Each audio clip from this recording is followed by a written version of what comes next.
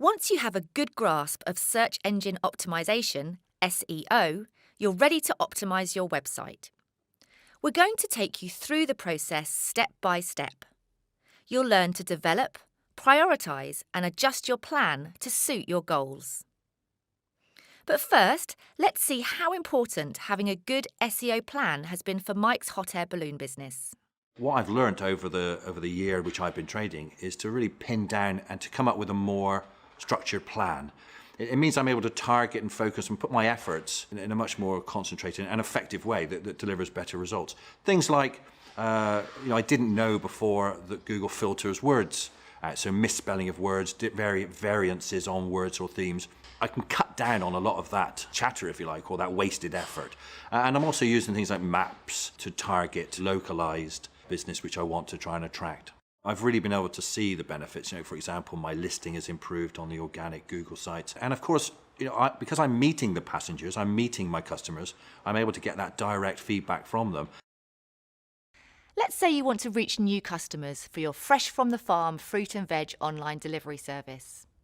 Your first step should be keyword research. That means finding out what your potential customers are searching for. Are they looking for organic produce, weekly fresh vegetable deliveries? By the way, if you want to learn more about keyword research, check out our lesson about choosing keywords to focus on. Next, consider related topics. Are vegetarian diets popular? Do requests for gazpacho recipes come up? This will help you make your keywords more specific and a better match to what your customers are looking for. You should do this at least once a year as part of your SEO plan. Once you've identified good keywords, take a look at how you're doing in search results for those words.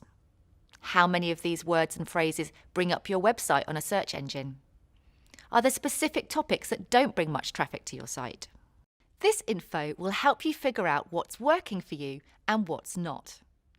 If a popular phrase like fresh farm vegetables isn't pointing customers to your site, you can address those missing pieces in your SEO plan. Once you've discovered the gaps in your SEO performance, your next step is to think about how to fix them. Maybe none of the content on your site mentions that you can arrange regular seasonal deliveries. Is no one linking to your site?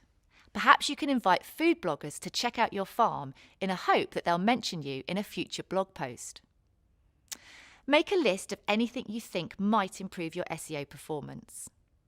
OK, so now you have quite a to-do list, but don't worry, it's just time to prioritise. It's natural to want to tackle the items that will give you the biggest bang first, but be realistic.